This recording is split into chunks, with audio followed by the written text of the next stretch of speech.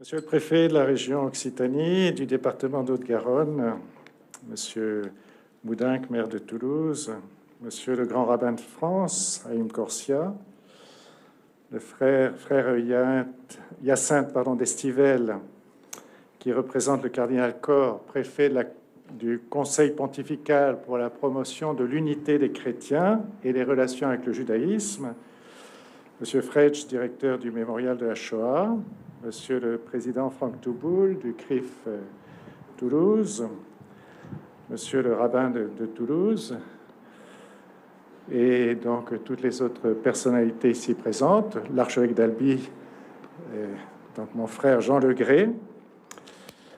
Merci d'être venu participer à cette commémoration, à vous tous.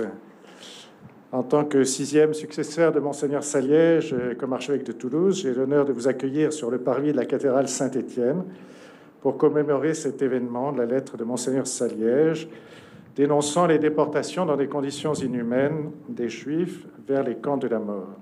Nous allons réentendre, je pense, cette fameuse lettre. Juifs et chrétiens, nous avons souhaité ici, particulièrement à Toulouse, préparer et vivre cette commémoration ensemble pour souligner notre engagement commun au service de la mémoire. Et on se rend compte combien la mémoire est importante et combien nous avons du mal à tirer les leçons de l'histoire. Et d'autre part, notre engagement commun dans la lutte contre toute forme d'antisémitisme et de racisme.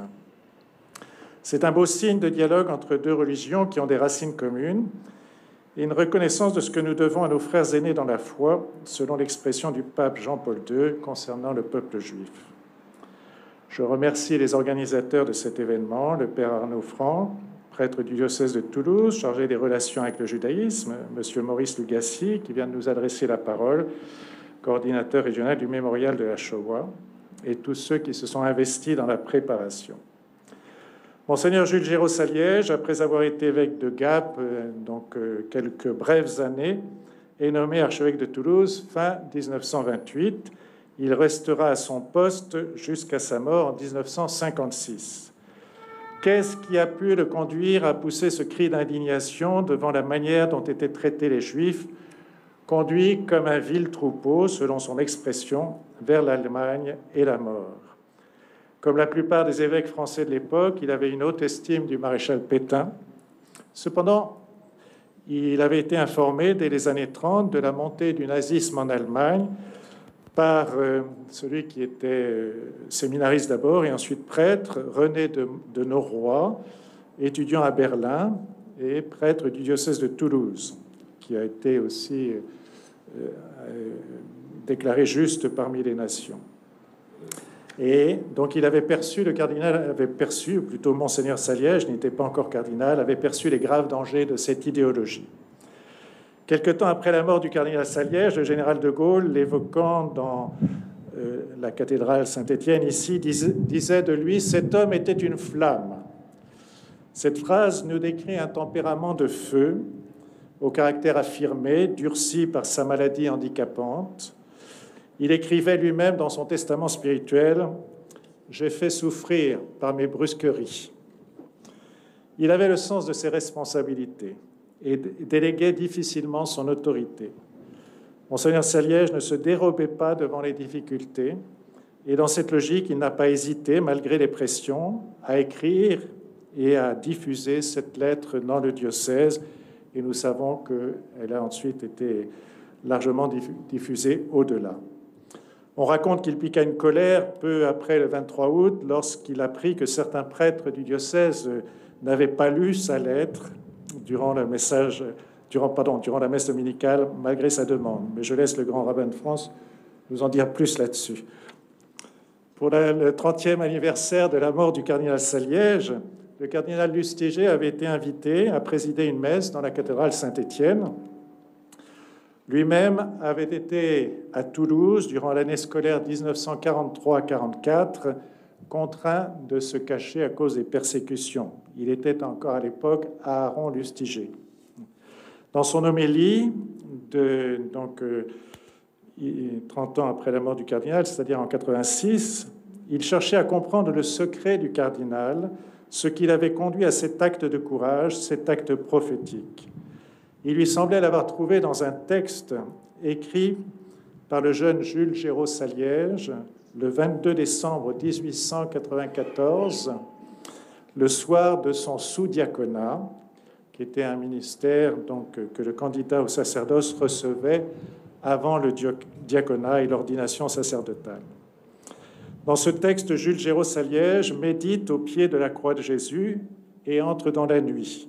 Il écrit « Le sous-diaconat, tel que je l'ai désiré, tel que je l'ai voulu, c'est la communion au sacrifice de Jésus.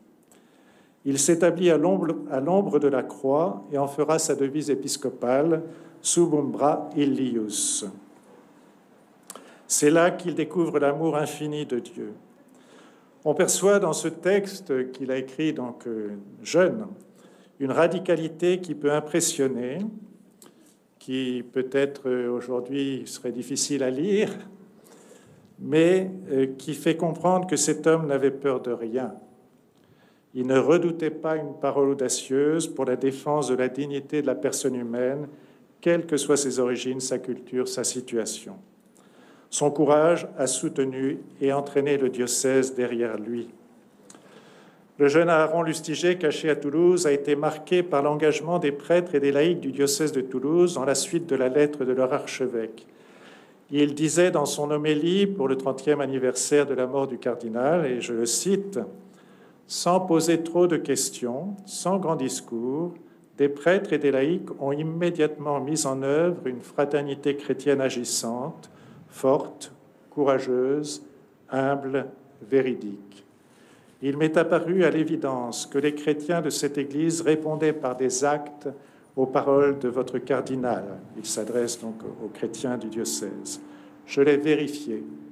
Des hommes qui osaient dire la vérité avaient aussi le courage de la vivre fidèlement au risque de leur vie. » Il faudrait citer parmi ces hommes et ces femmes courageux Monseigneur de Courrèges, à l'époque évêque auxiliaire de Monseigneur Saliège, devenu ensuite évêque de Montauban, Mademoiselle Thérèse d'Auty, Mademoiselle Louise Thèbes, que vous avez connue, Madame, la sœur Denise Bergon, l'abbé René de Noroy et son cousin, Monseigneur Bruno de Solage, recteur de l'Institut catholique, le jésuite Roger Braun et tant d'autres, en lien avec les organisations juives.